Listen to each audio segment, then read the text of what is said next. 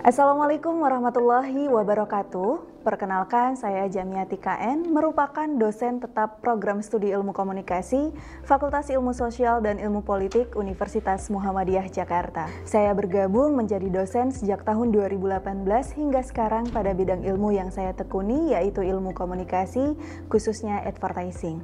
Sebagai dosen, saya sudah melaksanakan Tridharma Perguruan Tinggi yang terdiri dari pengajaran, penelitian, dan pengabdian.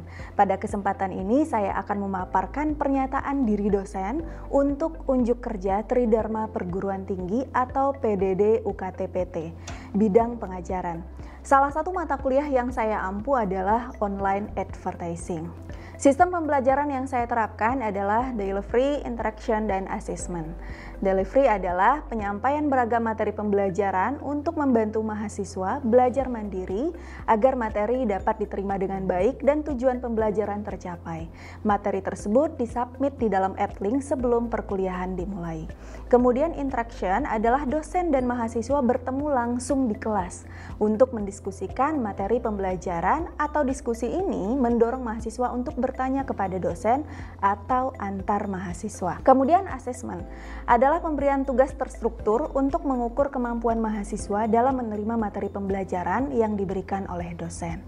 Mata kuliah online advertising ini merupakan mata kuliah wajib bagi mahasiswa ilmu komunikasi konsentrasi advertising dengan bobot 3 SKS. Mata kuliah ini terdapat pada semester 6. Capaian pembelajaran yang dibebankan pada mata kuliah ini terdiri dari 4 aspek, yaitu sikap, keterampilan khusus, dan keterampilan umum, serta pengetahuan. Mata kuliah ini terdiri dari 16 kali pertemuan dengan berbasis luaran berupa project based learning. Perencanaan penilaian mahasiswa dalam mata kuliah ini mencakup partisipasi kelas 10%, tugas individu 20%, grup project 20%, tugas akhir 50%. Asesmen ini dengan tujuan agar mahasiswa memahami proses penilaian secara jelas dan objektif. Mata kuliah ini memberikan penjelasan untuk mempersiapkan mahasiswa dengan keterampilan dan pengetahuan yang diperlukan untuk merancang, meluncurkan, dan mengelola kampanye periklanan online yang efektif. Mahasiswa juga akan memahami konsep dasar periklanan digital serta dapat mengintegrasikan strategi periklanan online dengan tujuan pemasaran. Adapun capaian pembelajaran mata kuliah online advertising ini menjelaskan dan menganalisis konsep online advertising, menganalisis dan menerapkan strategi digital marketing, dan merancang campaign for digital media. Dengan sub CPMK, menjelaskan konsep dasar pemasaran digital, social media marketing, menganalisis dan merancang pembuatan website, menganalisis dan mengimplementasikan SEO dan research keywords, merancang dan menerapkan email marketing, affiliate marketing, brand activation, word of mouth marketing, guerrilla marketing, experiential marketing, YouTube marketing, Instagram marketing, serta merancang campaign for digital media. Selanjutnya, saya akan menampilkan proses pembelajaran yang saya lakukan di kelas secara luring atau tatap muka untuk mata kuliah online advertising. Selamat menyaksikan. Oke, Assalamualaikum warahmatullahi wabarakatuh. Waalaikumsalam warahmatullahi wabarakatuh. Baik, selamat pagi teman-teman semuanya. Pagi. Oke, gimana kabarnya hari ini? Alhamdulillah baik. Oke, alhamdulillah kita diberikan kesehatan dan kesempatan gitu ya untuk melaksanakan perkuliahan kembali dalam mata kuliah online advertising. Materi kita hari ini terkait dengan experiential marketing. Nanti kita akan lanjutkan penjelasannya secara detail pada hari ini. Seperti biasa, sebelum kita mulai perkuliahan, kita akan baca surah pendek terlebih dahulu. Hari ini kita baca surat Al-Fatihah sama An-Nasr. Silahkan dibaca mulai dari sekarang. A'udzu billahi minasy syaithanir rajim. Bismillahirrahmanirrahim. Alhamdulillahi rabbil alamin. Ar-Rahmanir-Rahim. Maliki yaumiddin. Iyyaka na'budu wa iyyaka nasta'in. Ihdina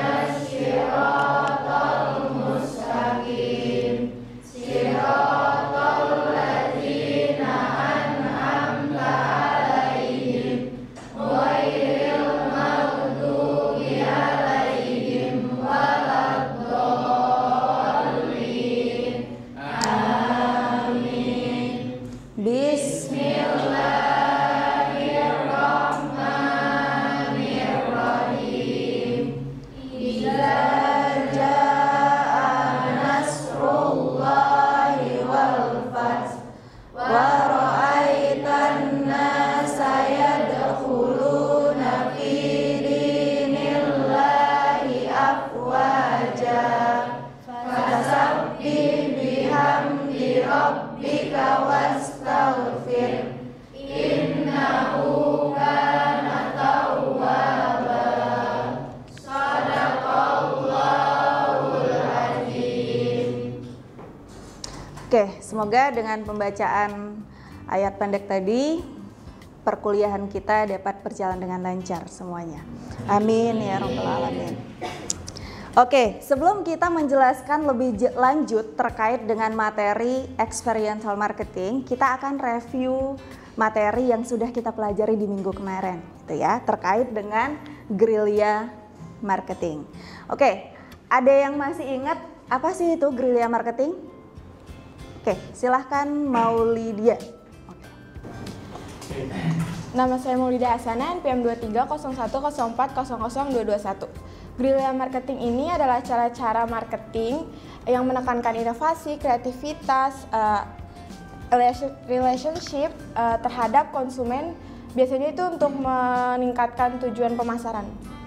Oke, thank you Maulidia. Oke, kita flashback nih teman-teman ke pertemuan yang sebelumnya, di mana kita sudah membahas terkait dengan gerilya marketing. Tadi jawabannya Maulidia di sana menekankan bahwa ada inovasi, gitu ya, ada inovasi, ada kreativitas tujuannya untuk pemasaran gitu. Dan gerilya marketing ini jadi salah satu strategi marketing yang cukup baik juga untuk bisa diterapkan dengan kondisi terkini. Karena kan masyarakat kita saat ini suka dengan segala sesuatu yang kreatif, gitu ya teman-teman. Oke, sudah ingat ya semuanya?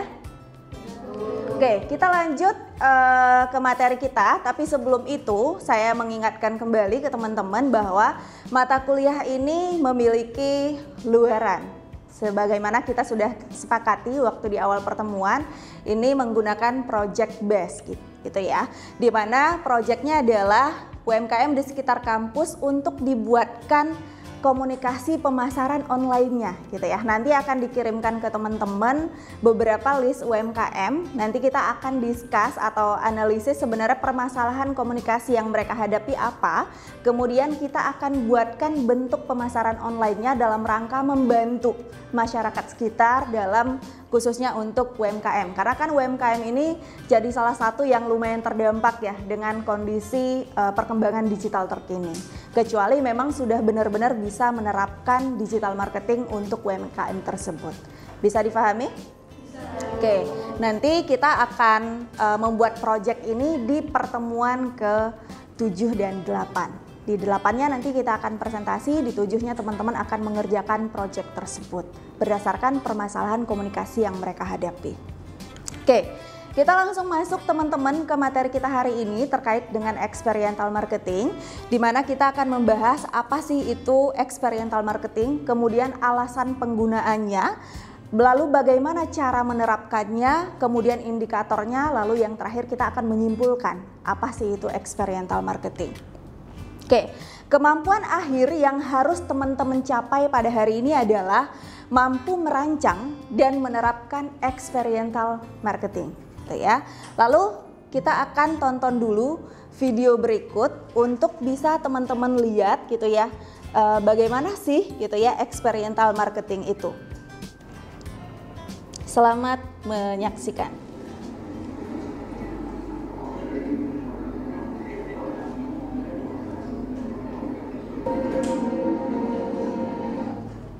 Oke, teman-teman, ada yang mau mengomentari video itu, kemudian apa sih kaitannya dengan materi kita hari ini? Silahkan, Bilal. Kalau menurut saya itu dari iklan yang ditayangkan itu ada menayangkan adanya pengalaman antara audiens dengan pesan iklan yang disampaikan, yaitu isinya untuk tidak membuka handphone apabila sedang membawa kendaraan. Jadi hal itu mungkin bisa menjadi pengalaman para audiens untuk sebagai pengingatnya untuk tidak membuka perangkat seluler pada saat membawa kendaraannya agar tidak terjadi sebuah kecelakaan di jalan raya. Oke, teman-teman, kita langsung masuk ya dari tadi video yang sudah disampaikan apa sih gambarannya kaitannya dengan experience atau pengalaman konsumen. Kita cari tahu dulu nih teman-teman apa sih experiential marketing gitu ya. Experiential marketing merupakan suatu proses penawaran produk dan jasa oleh pemasar kepada konsumen. Dengan sebenarnya di sini adalah emosi yang memainkan peran yang sangat penting. Gimana caranya supaya konsumen kita ini benar-benar merasakan emosional dengan produk ataupun brand, sehingga di sini gitu mempengaruhi persepsi orang, sikap, perilaku dari konsumen itu sendiri. Karena kan biasanya dengan kita punya pengalaman dengan brand gitu ya, itu kan biasanya akan lebih mudah untuk kita mengingat produk atau jasa tersebut. Sehingga kita bisa simpulkan bahwa experiential marketing ini bagian dari pendekatan pemasaran ya, yang melibatkan emosi dari konsumen dengan menciptakan pengalaman-pengalaman yang positif dan tidak terlupakan, sehingga si konsumen ini akan mengkonsumsi dan fanatik terhadap brand tersebut gitu, atau kita bisa sebutnya dia sebagai konsumen yang loyal lah gitu ya, dengan adanya pendekatan pemasaran experiential marketing. Oke, ini mungkin beberapa contoh yang pasti sering banget teman-teman lihat dalam kehidupan kita sehari-hari gitu ya. Dimana kayak misalnya seperti yang dilakukan oleh Sunlight. Sunlight itu ada ya dulu teman-teman, nama campaignnya adalah Agen 1000 Sunlight, masih ingat?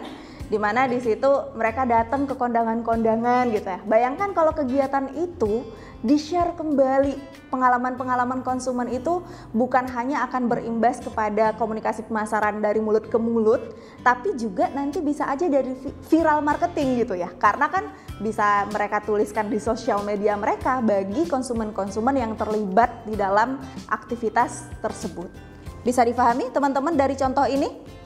Ini contoh-contohnya gitu ya, seperti misalnya Tokopedia, ini udah pasti nggak asing lah ya, dimana kayaknya setiap eventnya Tokopedia itu selalu ada gitu ya.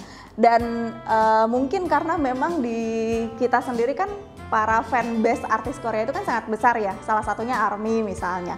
Kemudian seperti yang dilakukan oleh Coca-Cola, di sini dijelaskan, dilihat gitu ya secara bersama-sama. Di sini orang-orang akan berkelompok dan bahkan bisa foto bareng dengan bentuk eksperiental yang ada.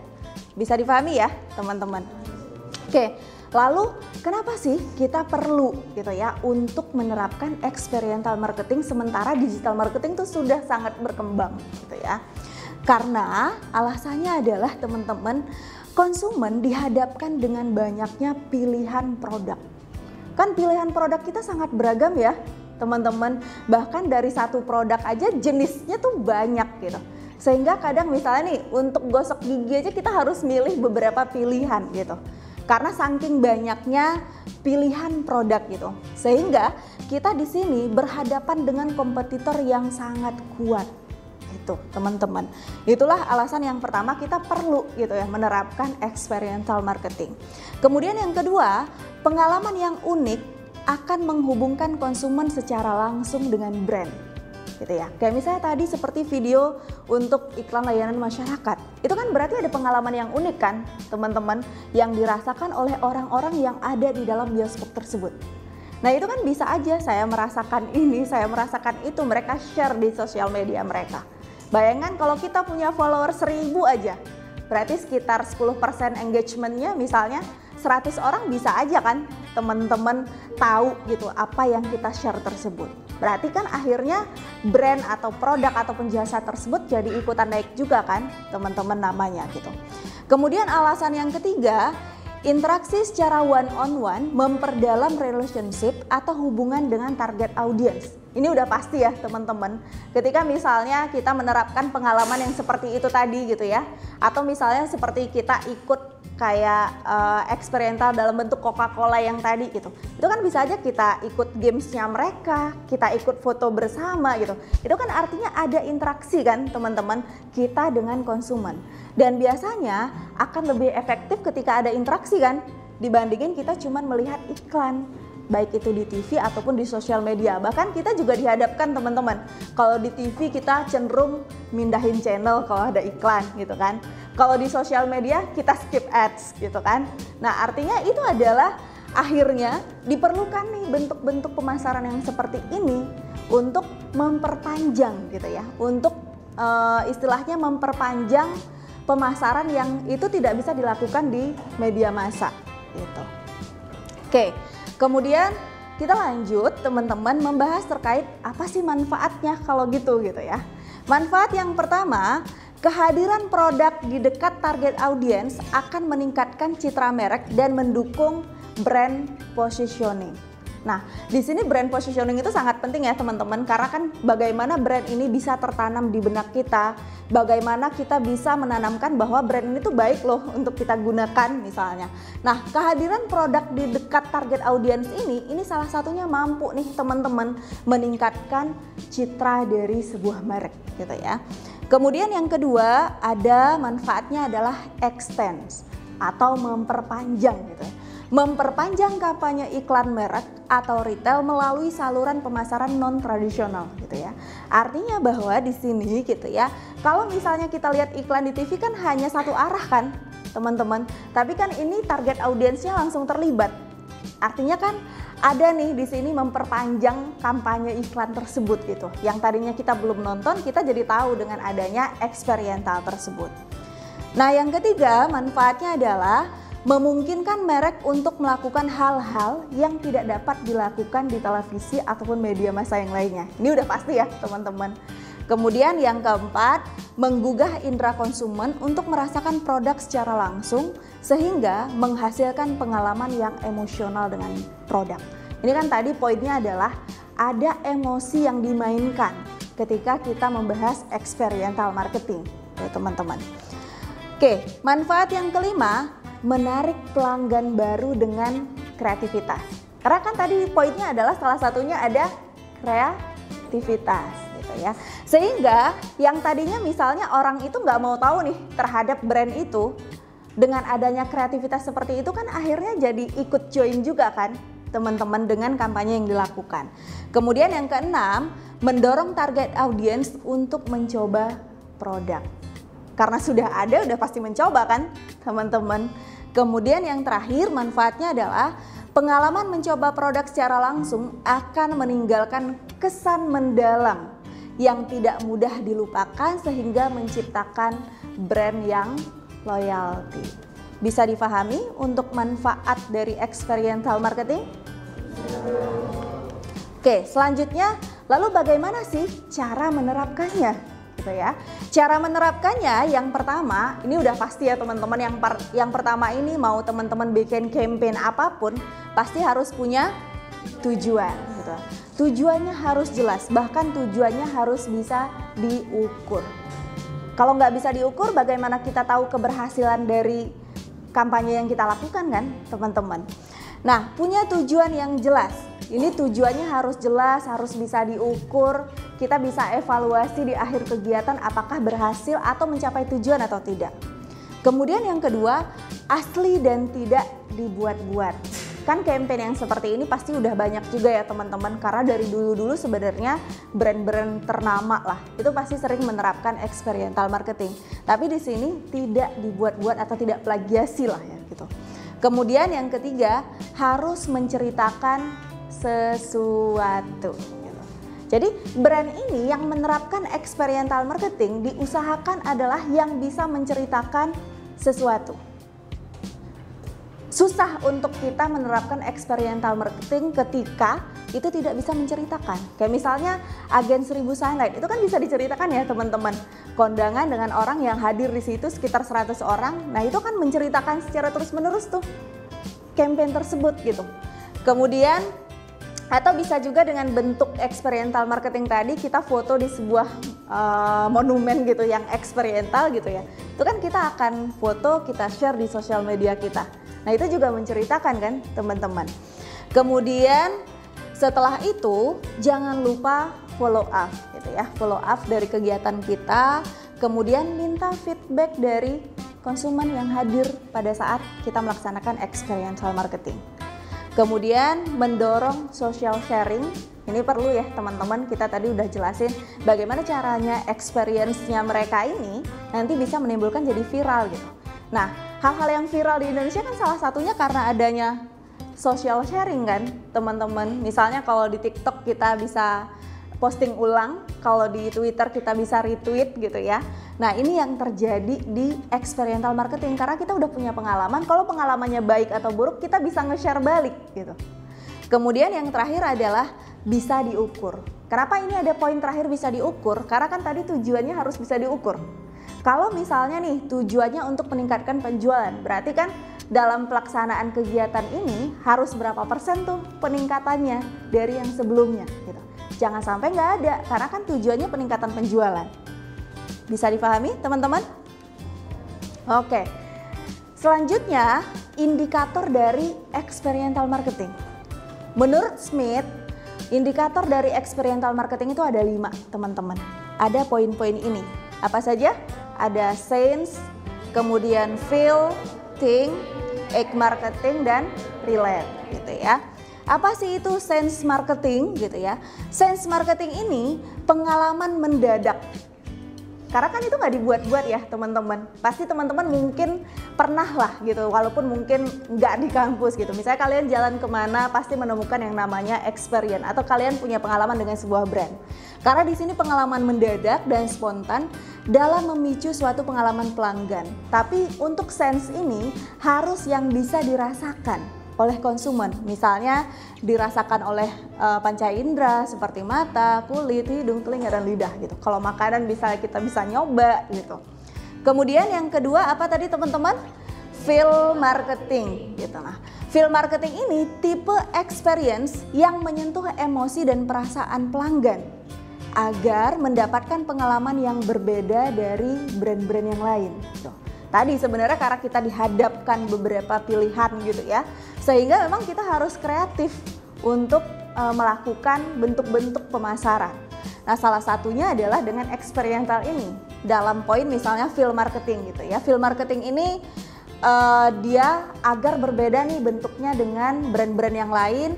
Kemudian di sini sebenarnya feel marketing ini dapat berupa misalnya kalau restoran bisa menerapkan pelayanan yang baik. Kan kadang kita sering ya teman-teman beli segala sesuatu kadang karena pelayanannya juga gitu. Kemudian karyawan yang sopan, ramah, kemudian cekatan. Inilah hal-hal yang sebenarnya berkaitan dengan feel marketing. Bisa dipahami? Kemudian yang ketiga ada think marketing gitu ya. Think marketing ini rasa yang memiliki hubungan kuat di pikiran untuk menstimulasi kognitif pemecahan masalah yang mengajak konsumen untuk berpikir kreatif gitu. Karena kan banyak juga ya teman-teman, kadang misalnya dengan adanya experience tertentu, sebenarnya viralnya kadang bukan karena experience yang dilakukan oleh perusahaan, tapi karena ada konsumen yang menyebarkan kembali sehingga itu jadi viral misalnya. Kemudian yang keempat adalah act marketing, yaitu tipe marketing yang mempunyai maksud untuk mempengaruhi perilaku, emosional, gaya hidup, interaksi dengan konsumen. Dan yang terakhir ada relate marketing. Ini yaitu tipe experience yang digunakan perusahaan untuk mempengaruhi konsumen, serta dia menggabungkan di antara keempat ini, mulai dari sense, feel, kemudian act, dalam rangka memberikan positioning yang positif gitu di antara konsumen tersebut. Bisa dipahami teman-teman? Oke, selanjutnya kita ada kuis dulu nih teman-teman. Pertanyaan untuk hari ini terkait dengan kuis. Ada yang masih ingat nggak apa yang kita bahas terkait dengan indikator dari experiential marketing itu apa sih? Assalamualaikum warahmatullahi wabarakatuh. Perkenalkan, nama saya Trio Agustian dari NPM 2018-140078. Saya ingin menjawab pertanyaan tentang Ibu tadi bertanya tentang pengertian indikator experiential marketing, dan saya akan menjawab. Di situ ada 5. Yang pertama itu sense marketing yang artinya pengalaman mendadak. Yang kedua itu feel marketing, itu artinya menyentuh emosi dan menyentuh hati pelanggan. Dan kedua ada think marketing, itu fungsinya untuk memiliki hubungan kuat di pikiran untuk berpikir konsumen itu agar secara kreatif. Dan keempat ada act marketing, itu fungsinya untuk mempengaruhi perilaku konsumen. Dan terakhir itu ada relate marketing yang artinya mempengaruhi konsumen untuk menggabungkan 5 pola pikir yang tadi tersebut itu menjadi satu. Itu sih Bu. Oke. Yang saya pahami ya. Oke, thank you jawabannya. Oke. Sehingga kita bisa simpulkan ya teman-teman terkait dengan materi kita hari ini, yaitu tentang experiential marketing. Yang pertama terkait, kita tadi udah bahas apa itu experiential marketing ya. Experiential marketing itu bagian dari pendekatan pemasaran yang melibatkan emosi gitu ya. Tadi ada emosi yang memiliki peran yang sangat penting khususnya untuk konsumen. Kemudian manfaatnya tadi banyak ya teman-teman. Salah satunya ada extend, memperpanjang hal-hal yang sebenarnya tidak bisa dilakukan oleh media massa dan itu bisa diterapkan di experiential marketing. Juga menyentuh gitu hal-hal yang tidak bisa dilakukan media sosial ataupun media televisi gitu ya. Karena kan tadi di sini kita langsung gitu bertemu dengan konsumen kita. Kemudian untuk menerapkannya tadi ada beberapa juga ya teman-teman, mulai dari tujuan yang jelas sampai tadi poin terakhir adalah yang harus bisa diukur. Kemudian selanjutnya untuk indikator dari experiential marketing itu ada 5. Tadi sudah dijawab juga oleh teman-teman yang ada di sini. Ada sense, kemudian feel, lalu think, kemudian act, dan yang terakhir adalah relate marketing. Oke, ini adalah pembelajaran kita pada hari ini teman-teman. Apakah semuanya cukup mudah dimengerti? Oke. Mungkin cukup ya untuk materi kita hari ini. Terima kasih banyak teman-teman sudah join dalam perkuliahan kita hari ini. Semoga minggu depan bisa hadir semua kembali dengan membahas topik yang baru gitu ya. Untuk RPS sudah ada seperti yang teman-teman lihat di Siakat. Kemudian nanti materi juga jangan lupa dibaca kembali. Kita tutup pertemuan kita dengan bersama-sama membaca hamdalah. Alhamdulillahirabbil alamin. Billahi fisabil haq, fasabiqul khairat. Wassalamualaikum warahmatullahi wabarakatuh. Waalaikumsalam warahmatullahi wabarakatuh.